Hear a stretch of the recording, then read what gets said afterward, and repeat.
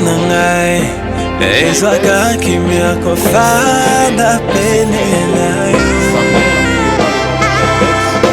bapatia mokili ekendaka mosika. Jaébès invoqua le Dieu d'Israël en disant: si tu me bénis et que tu étendes mes limites, si ta main est avec moi et si tu me préserves du malheur, en sorte que je ne sois point dans la souffrance, ... Et Dieu accorda ce qu'il avait demandé. Deuxième portion, nous sommes dans Matthieu chapitre 15, versets 21 à 25. Matthieu chapitre 15, verset 21 jusqu'au verset 25. Encore une fois, je lis au nom du Seigneur. Jésus étant parti de là, se retira dans le territoire de Tyr et de Sidon. Et voici une femme cananéenne qui venait de ces contrées lui cria: aie pitié de moi, Seigneur, fils de David. Ma fille est cruellement tourmentée par le démon. Il ne lui répondit pas un mot. Souligne bien cette partie. Il ne lui répondit pas un mot.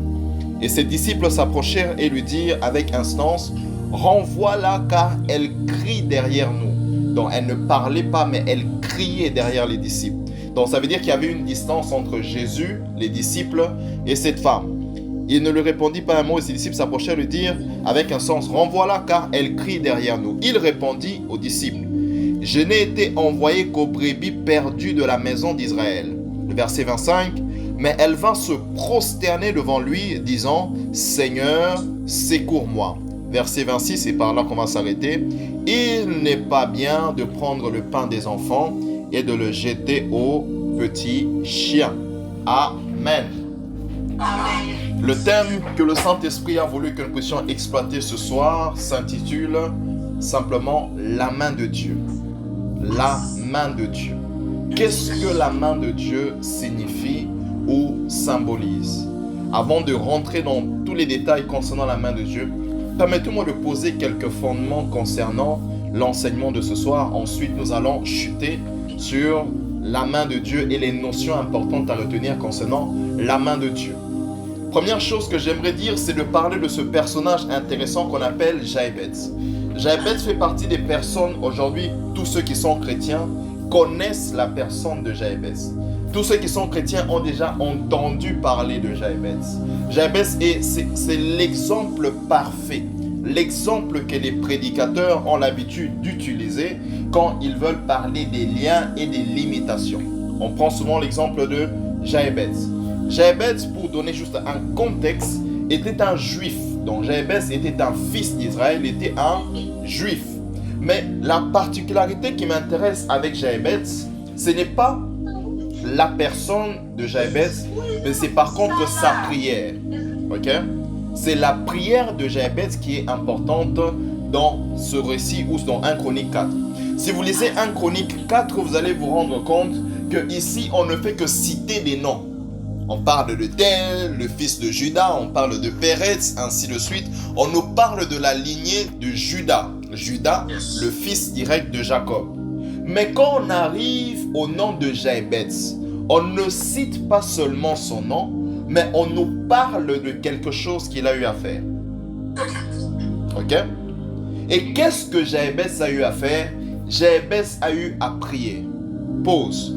Si vous lisez tout l'Ancien Testament, vous allez vous rendre compte que pour la majeure partie des cas, j'ose même dire à 80 ou 90% des cas, vous allez vous rendre compte que le Saint-Esprit fait exprès de dire qu'une personne a prié, a invoqué Dieu sans pour autant nous dire qu'est-ce qu'il a dit dans sa prière. Lorsqu'on parle d'Abraham, on dit et Abraham invoqua Dieu. Mais on ne nous dit pas qu'est-ce que Abraham a dit dans sa prière. Lorsqu'on parle par exemple, il y a plusieurs personnages et Jacob, ainsi de suite, il invoqua le Dieu de son père. Mais on ne dit pas ce qu'il a dit dans sa prière. Mais quand on arrive à la vie de Jaébès, le Saint-Esprit fait exprès de ne pas seulement mentionner le nom, de ne pas seulement mentionner le contexte de sa vie, ça veut dire qu'il est né d'une femme qui souffrait, mais il nous parle aussi de sa prière. Rendir. là où l'Esprit Saint a fait exprès de ne pas donner les détails de la prière d'Abraham, mais de donner les détails de la prière de Jabez, c'est qu'il y a une clé ou des clés dans la prière de Jabez qui nous concerne nous tous. Est-ce que je parle à quelqu'un? On cite les pères, Abraham, tous ces grands dans l'Ancien Testament, mais on ne nous dit pas qu'est-ce qu'ils ont demandé à Dieu. Mais pour Jabez, l'Esprit Saint fait exprès, dit non. Ce détail-là, j'aimerais que ça se retrouve dans la Bible d'Oscarine, afin que quand Oscarine va lire, qu'elle puisse découvrir les clés que Jabez a appliquées, afin de les appliquer aussi dans sa propre vie. Donc la prière de Jabez est importante. Mais il y a des détails aussi qui sont importants dans le verset 9. Dans le verset 9, on nous dit que Jabez était le plus considéré de ses frères. Jabez était né de sa mère et sa mère lui a donné le nom Jabez qui signifie souffrance. Donc, mais on constate que dans le verset 10, la personne qui est la plus considérée, on a comme l'impression qu'elle est en train de manifester un ras-le-bol. On est là? Je suis toujours dans mon introduction. Je suis en train de construire mon message. Donc Jabez, malgré le fait qu'il soit le plus considéré de tous ses frères, il a marre d'une situation. Je n'ai pas le temps d'illustrer ça ce soir. J'ai déjà illustré ça à plusieurs reprises, mais je n'aurai pas le temps ce soir. Mais j'aimerais quand même dire ceci. Donc Jabez, si nous entrons dans sa tête, on a l'impression, on dit, que Jabez est conscient, ou il constate finalement, titre-slut, que la vie qu'il est en train de mener n'est pas la vie que Dieu avait planifiée pour lui. La vie qu'il mène, les réalités qu'il est en train d'expérimenter sur terre, Jabez se dit maintenant, j'ai trop accepté ça. J'ai comme l'impression que je suis en train de vivre des choses que Dieu n'avait pas prévues pour moi. C'est par là que sa prière commence. Dans sa prière, il est en train de dire à Dieu, voici les choses que j'aimerais que tu m'apportes parce que ce que je vis maintenant ne correspond pas avec le plan que tu as pour moi. Première vérité que j'aimerais dire dans mon introduction, c'est que les réalités spirituelles, frère Andy, dominent sur toujours, je répète toujours, sur les réalités physiques. Sur terre, Jabez est le plus considéré, mais spirituellement, Jabez expérimente une limitation. Or, la limitation dans la vie de Jabez provient de son nom. Parce que son nom signifie quoi? Son nom signifie souffrance. Vous qui êtes avec moi depuis quelques années, vous savez, je vous ai toujours dit, la première prophétie qu'un être humain reçoit dans sa vie, c'est le nom qu'il porte.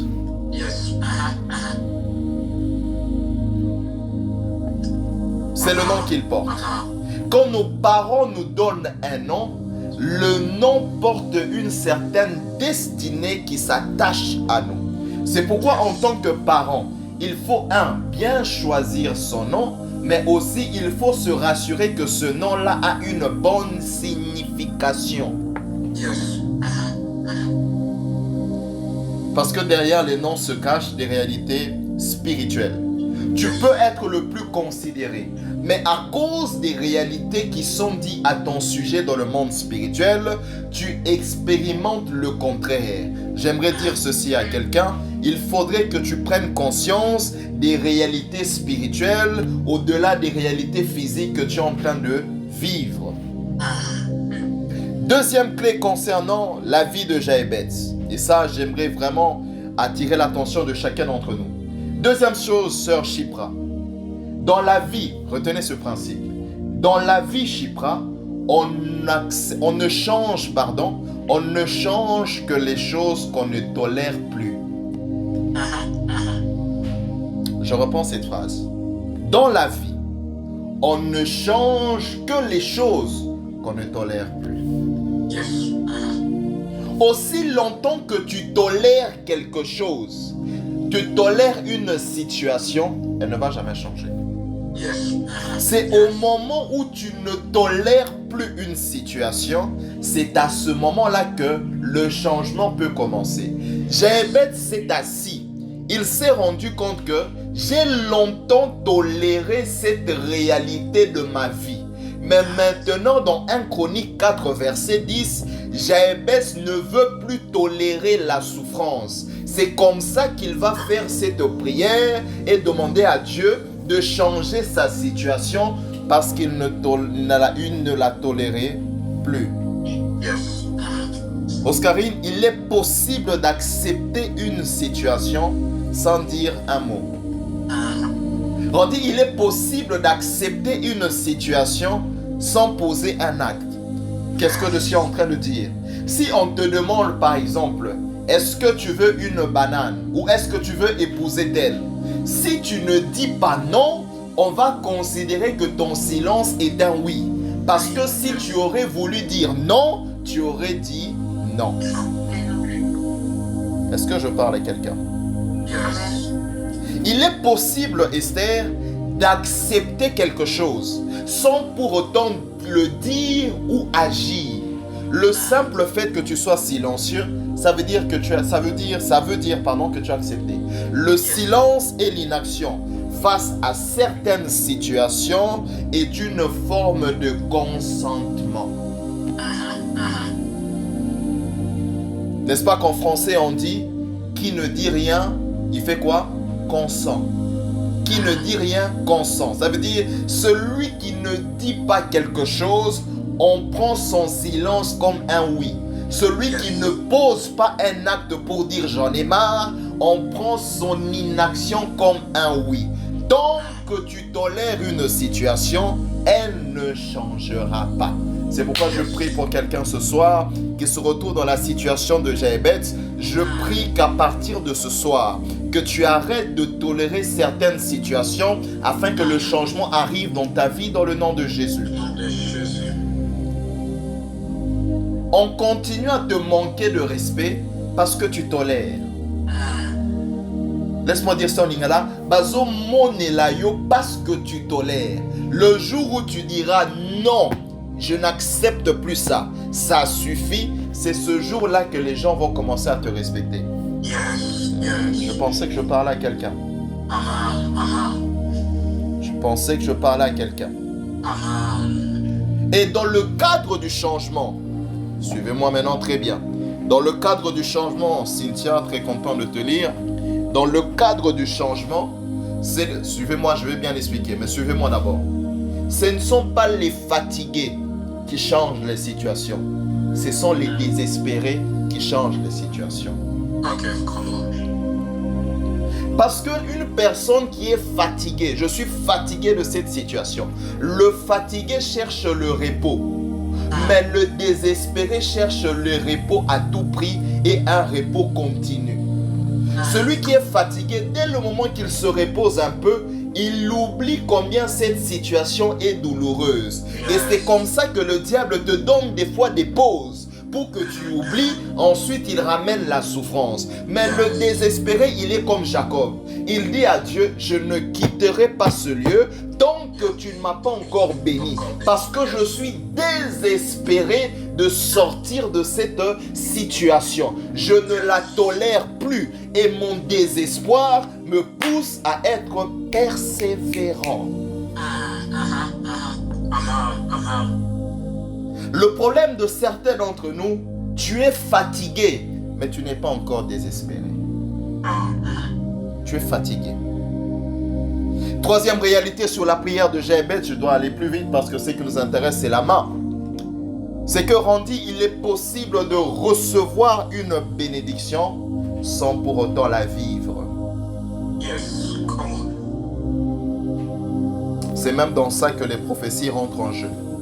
Il est possible qu'un homme de Dieu déclare 2025 sera l'année de ta bénédiction, l'année de ton mariage. Je te vois avec une voiture, je te vois en train de signer un contrat. Tout ça, c'est possible de recevoir des bénédictions, mais la réalité de ta vie est contradictoire. C'est paradoxal. Ça veut dire que c'est le contraire aux promesses que tu portes sur ta vie. Vous connaissez l'exemple parfait? C'est Jacob. Jacob a volé la bénédiction de son frère. Jacob est allé chez son oncle Laban. Jacob a quitté de son oncle Laban avec des richesses. Mais quand il rencontre Dieu, qu'est-ce qu'il dit à Dieu? Bénis-moi. On dit, c'est un peu contradictoire. Comment Jacob, toi qui as des biens, toi qui as quitté avec des enfants, tu as quitté avec des femmes, tu dis à Dieu de te bénir? Ça veut dire, Jacob, tu estimes que ce que tu es en train de vivre ne correspond pas aux bénédictions que tu as reçues. Tu as encore besoin que Dieu lui-même te réintroduise dans le programme de la bénédiction. Il est possible d'être le plus considéré, Jabez, mais d'être malheureux. Il est même possible d'être marié, mais de subir les attaques d'un mari ou d'une femme de nuit. Il est possible d'avoir des promesses, mais de ne pas les vivre. Pourquoi? Parce qu'elles sont bloquées dans le monde spirituel. Mais ce n'est pas ça le thème de ce soir. Donc, on constate dans Jabez, la première clé, c'est que les réalités spirituelles dominent. Et il veut changer ces réalités spirituelles. Deuxième clé, on constate qu'il ne tolère plus sa vie telle qu'elle est maintenant. Mais troisième clé, nous constatons aussi dans la vie de Jabez qu'il est le plus considéré, mais il ne vit pas cette considération. Je prie pour quelqu'un. Si tu es dans la situation de Jabez, avant que ce culte se termine, que Dieu puisse changer ta réalité dans le nom de Jésus. Je pensais que je parlais à quelqu'un. J'ai comme l'impression que je parle au frère Randy. Je prie que si tu es dans la même situation que Jabez, qu'en quittant ce culte, que Dieu change ta réalité au nom de Jésus. La prière de Jabez. Jabez va donner des éléments clés dans sa prière. Je ne veux pas tout toucher parce qu'on n'a pas le temps. Il dit à Dieu, si tu me bénis, premier élément. Ensuite, il dit, si tu étends mes limites, deuxième élément. On ne va pas toucher ces éléments ce soir. Mais ensuite, il dit, si ta main est avec moi. Vous savez, lorsqu'on parle de la main de Dieu, les chrétiens ont automatiquement une certaine vision, signification de ce que ça représente. Qui peut être vrai, qui peut être faux. Tout dépend de ce que nous pensons. Mais laissez-moi ce soir essayer de définir un peu, donner des éléments clés concernant la main de Dieu. Lorsqu'on parle de la main de Dieu, il faudrait déjà savoir que Dieu n'est pas un corps, Dieu est esprit. Ça veut dire que Dieu, Oscari, n'a pas de main, il n'a pas de pied. Dieu n'a pas de main, Dieu n'a pas de pied. Mais pourquoi nous disons quand même la main de Dieu ou les yeux de Dieu?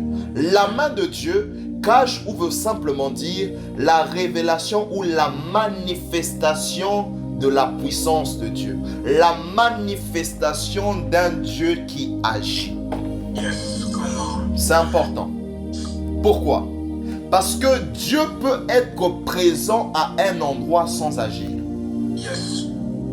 Dieu peut être présent dans une situation sans pour autant agir. Mais lorsqu'on dit la main de Dieu, on veut simplement dire que la présence de Dieu provoque ou emmène des conséquences palpables dans la vie de l'homme.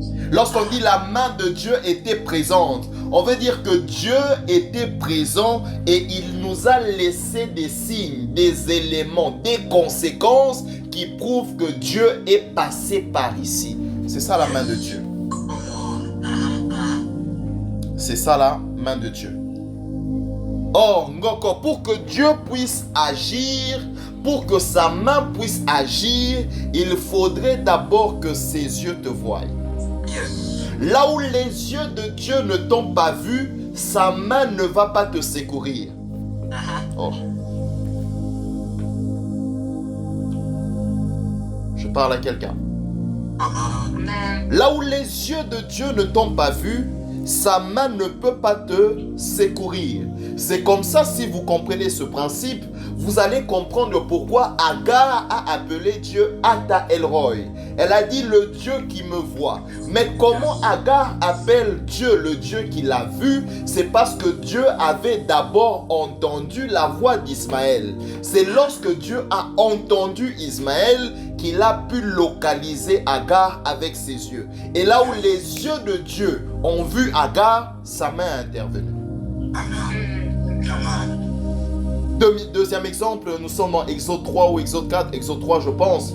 Dieu apparaît à Moïse. Qu'est-ce que Dieu dit à Moïse? Dieu dit à Moïse, j'ai entendu les cris de mon peuple. Il a entendu. Mais ensuite il dit, j'ai vu la souffrance. Quand il a vu la souffrance, c'est à ce moment-là que sa main s'est levée pour agir. Oh, je prie pour quelqu'un, que Dieu puisse voir ta souffrance telle qu'il a vu la souffrance des enfants d'Israël. Que Dieu voie cette situation qui te tourmente telle qu'il a vu la situation des enfants d'Israël. Que les yeux de Dieu te voient afin que sa main puisse te localiser dans le nom de Jésus. Afin que sa main puisse te localiser. C'est ce qui se passe avec la femme cananéenne. J'ai aimé le contexte, on n'aura pas le temps d'entrer dans tous les détails. Je pense un jour, lorsque Dieu permettra, on aura toute une prédication sur la femme cananéenne. Mais voici le scénario. Elle voit Jésus avec ses disciples. Elle court derrière Jésus. Elle se met à crier.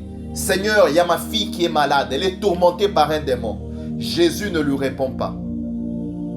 Ok? Elle crie, les disciples parlent à Jésus. Jésus répond aux disciples.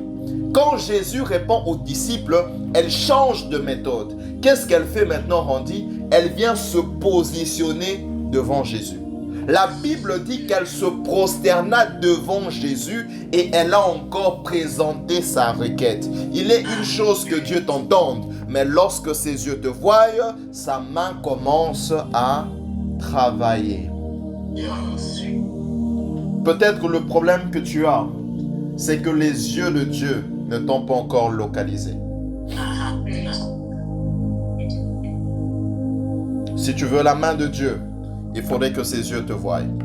Qu'est-ce que la main de Dieu emmène dans la vie d'un homme? Trois implications, ensuite nous allons clôturer. Parce que comme j'ai dit, j'aimerais que nous puissions prier. Première chose que la main de Dieu emmène dans la vie d'un homme, c'est la grâce et la faveur divine. La grâce et la faveur divine. On dit là où la main de Dieu, quand la main de Dieu est sur ta vie, ça donne une adresse mobile à la bénédiction. Je reprends cette phrase. Quand la main de Dieu est sur ta vie, ça donne une adresse mobile à ta bénédiction. Ça veut dire que la bénédiction ne vient pas en un lieu. La bénédiction vient sur toi parce que tu es devenu le lieu. Donc là où la main de Dieu est, quand la main de Dieu est sur toi, si tu vas à Uppsala, la bénédiction va te suivre à Uppsala. Si tu vas, je ne sais pas, en Chine, ça va te suivre en Chine. Si tu vas en Belgique, ça va te suivre en Belgique. Pourquoi? Parce que la bénédiction est en train de chercher là où la main de Dieu se trouve. L'exemple parfait, c'est notre frère Joseph. En le vend, il devient esclave en Égypte. Il arrive dans la maison de Potiphar. La Bible dit, la bénédiction de l'Éternel est venue sur la maison de Potiphar. Ça bénit le travail à la maison, mais ça aussi bénit toutes ces entreprises qui étaient à l'extérieur de la maison. Mais comment la bénédiction a trouvé et connu l'adresse de Potiphar? C'est parce que la main de Dieu était sur Joseph. Quand il quitte la maison de Potiphar, ça c'est moi qui pense, la Bible ne le dit pas, la bénédiction a quitté aussi avec Joseph et c'est allé avec Joseph jusqu'en prison. Parce que la Bible dit quand Joseph était en prison, il était prospère. Là où la main de Dieu est sur la vie d'un homme, la bénédiction le poursuit comme une adresse mobile.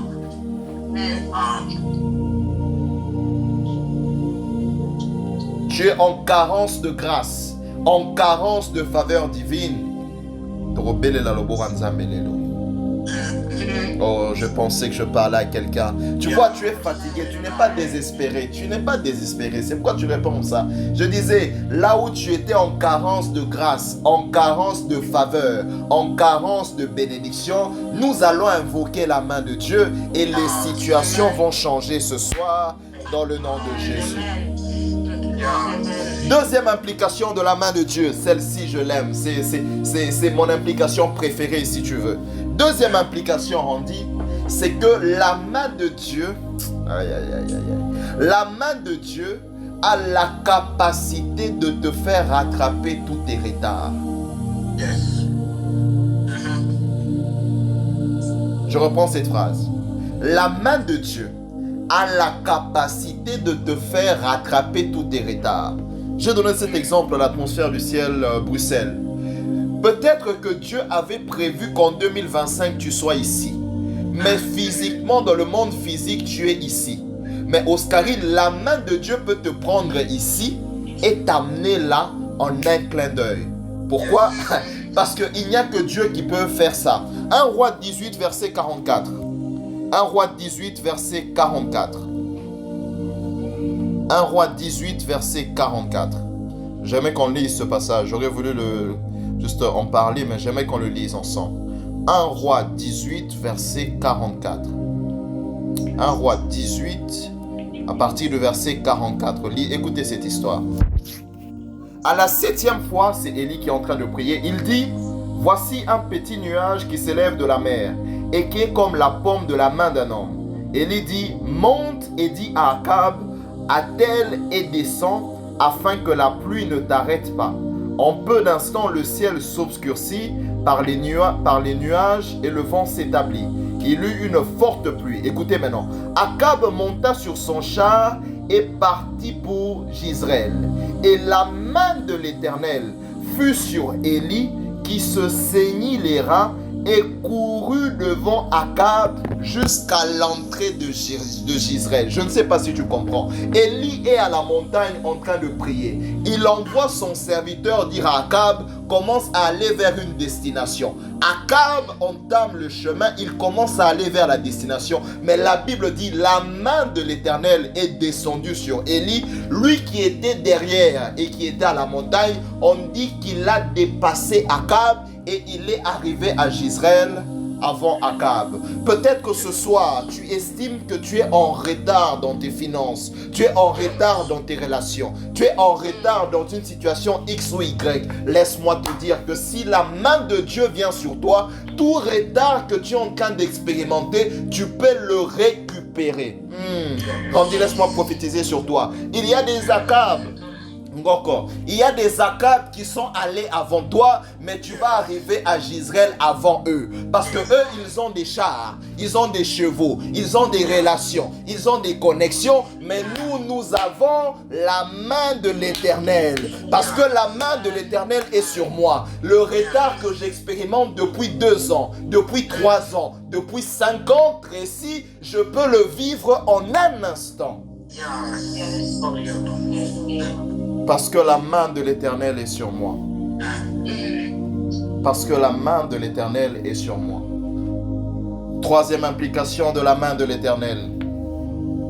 1 Chronique 29, verset 12.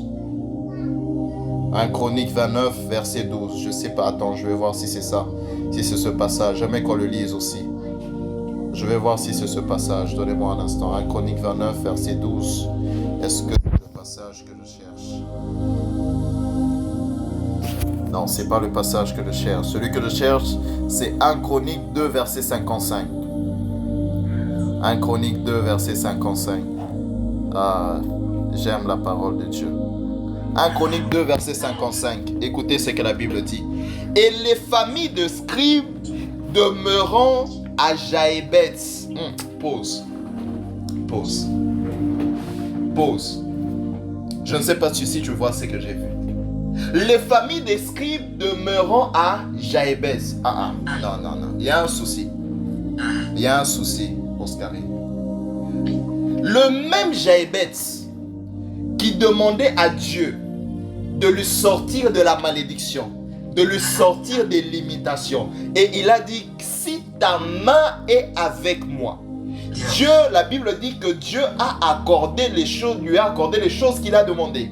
Donc, ça veut dire la main de Dieu est venue sur Jaébetz. Maintenant, suivez-moi. Le même Jaébetz qui expérimentait des limitations locales, des limitations à son niveau, la Bible dit, quand la main de l'Éternel est passée sur sa vie, il n'a plus simplement perdu ses limites. Non. Randy, la Bible dit que Jaébetz est devenu une ville. Les scribes demeurant où? À Jaébès. Le Jaébès, qui était une personne avec limitation, est devenu une ville qui héberge les scribes. Là où la main de Dieu, quand la main de Dieu est sur toi, ça fait aussi une troisième chose, ça vient agrandir, étendre tes limites et te rendre plus fort et plus grand. Aïe, aïe, aïe, aïe, aïe, aïe. Je ne sais pas si on sert le même Dieu. Je ne sais pas si on sert le même Dieu. Quelle est cette main qui peut prendre un homme qui était limité dans sa propre vie, non seulement enlever ses limites et faire de lui une ville? Je ne sais pas si on lit le même, on lit la même Bible. Moi, ces histoires comme ça me choque. Ça me choque, ça me choque. Il dit, étends mes limites. Si ta main est sur moi, Dieu dit c'est bon. Tu as compris qu'il n'y a que ma main qui peut étendre tes limites. Il n'y a que ma main qui peut ôter tes limites, Cynthia. Tu peux commencer une nouvelle lignée. Tu peux devenir une génération qui lègue des millions aux générations qui viendront après. Pourquoi? Parce que la main de l'Éternel était sur toi. Il prend ta limitation individuelle et il fait de toi une référence nationale. Parce que la ville Jaébès était devenue une référence dans le pays. Je ne sais pas à qui je parle, mais tes limitations individuelles peuvent devenir une opportunité pour la main de Dieu de faire de toi une référence nationale au nom de Jésus. Il est celui qui rend grand, il est celui qui rend fort lorsque sa main est sur toi. Lorsque sa main est sur toi. Le psalmiste dit, Psaume 18, verset 36 à 37, on ne va pas lire. Il dit, ta droite me soutient et je deviens grand par ta bonté. Là où il y a la main de Dieu, il y a toujours une grandeur qui est attribuée à l'homme. Je ne sais pas à qui je parle, mais nous allons prier que la main de Dieu soit sur nous. Qu'est-ce qu'il faut faire alors? La question que tu dois te poser, comment faire pour que la main de Dieu soit sur moi? 1 Pierre 5, verset 6, c'est le dernier passage qu'on va lire. 1 Pierre 5, verset 6. Il y a des cycles qui doivent prendre fin ce soir. Bon, je disais, il y a des cycles qui doivent prendre fin ce soir. Il y a des mauvais cycles qui doivent prendre fin ce soir. 1 Pierre 5, verset 6, je lis au nom du Seigneur. Humiliez-vous donc sous la puissante main de Dieu, afin qu'il vous élève au temps convenable. Comment attirer la main de Dieu sur sa vie? En s'humiliant devant Dieu. En s'humiliant devant Dieu. En s'humiliant devant Dieu. S'humilier veut dire quoi? Parce qu'on n'a pas la même signification, définition du mot humilier. Que veut dire s'humilier devant Dieu? Premièrement, c'est dans son sens littéraire. Ça veut simplement dire komikitisa, liboso nzambe. Reconnaître que Dieu est supérieur, de rabaisser, s'humilier ou demander, implorer sa miséricorde. C'est ça, s'humilier dans un sens littéraire. Mais il y a aussi un deuxième sens qui est celui que la femme cananéenne a appliqué. S'humilier veut aussi dire se prosterner. Or, se prosterner, c'est le même mot qui est utilisé pour adoration. Donc, celui qui s'humilie, amikitisinam devant Kolo, mais celui aussi qui s'humilie par l'adoration. Il se prosterne devant Dieu parce qu'il reconnaît que Dieu est supérieur. Et la troisième chose, s'humilier veut aussi dire passer un temps de jeûne et prière. Daniel est en train de prier pendant 21 jours. Gabriel lui apparaît et Gabriel lui dit, pendant le moment que tu as décidé de t'humilier devant ton Dieu, il m'avait déjà envoyé.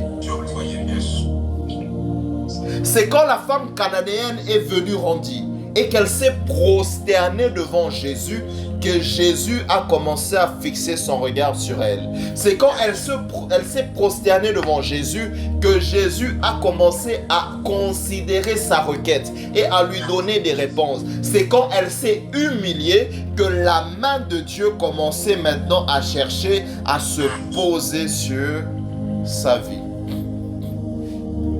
À se poser sur sa vie.